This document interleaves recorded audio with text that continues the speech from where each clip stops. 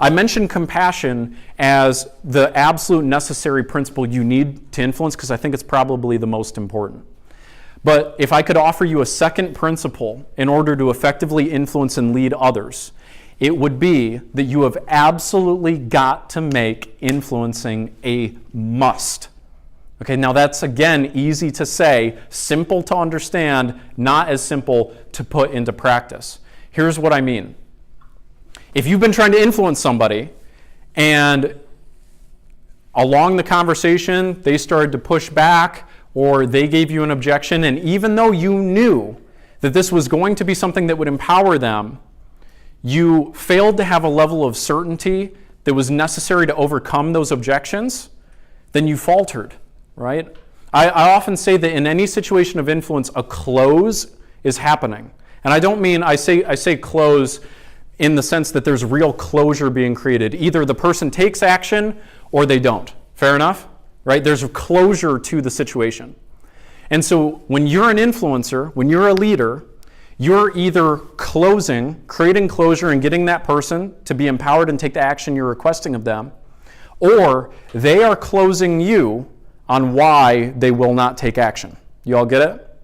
Many of the people I've worked with in direct sales, I use this language for them, and I ask them, hey, do you believe in your product? And they say, yeah, I absolutely believe in my product. And I said, well, you obviously didn't believe in your product enough. I ask them, okay, was the product right for that person? And they say, yeah, it was. I really know it was. I know that the person I was talking to didn't think so, but that's because they thought this and this. But if only they would have known this, then they would know that it was really going to serve them. And I say, okay, well, where was that intensity when you were there? Because if your level of certainty was high enough, the level of certainty of the person on the other side of the table naturally raises.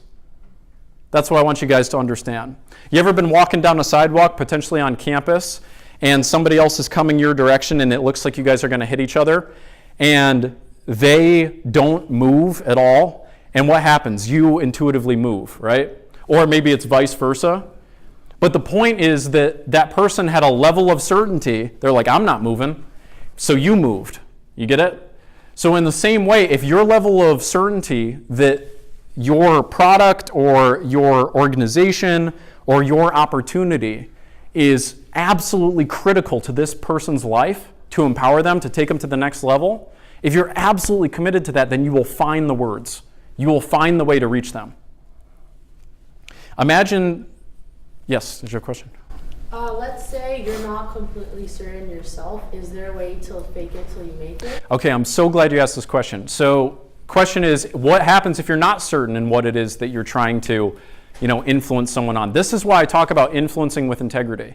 Because I am very much not interested in helping people become better at twisting people's arms into doing things that they shouldn't be doing. But how many of you have had a moment in your life where you didn't want to do something and someone eventually convinced you should do it, and later on you were so damn thankful that you did it? Any of you guys ever had an experience like this? Say aye. Aye. So effective, ethical influencers make the world go round. And this point has got to be understood because a lot of people have a very negative, understandably negative connotation to the word influence. Right? You guys have all had that experience with somebody who was trying to get you to do something that really wasn't in your best interest, but it was in their best interest. We all have had those experiences that have kind of left us a little scarred or jaded, right? And have made us wary about becoming better at influencing others. But remember what I was saying about the map, right? Remember how I said that somebody's particular map of the world is not necessarily equivalent to what the reality is? An effective ethical influencer is somebody who is skilled at expanding that person's map to more accurately represent reality in a way that empowers them.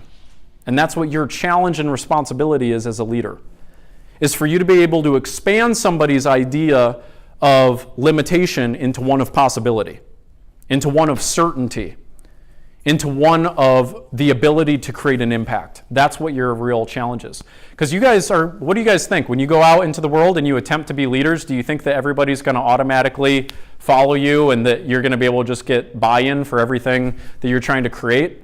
Absolutely not, right? you're going to have to be able to influence those individuals and get them committed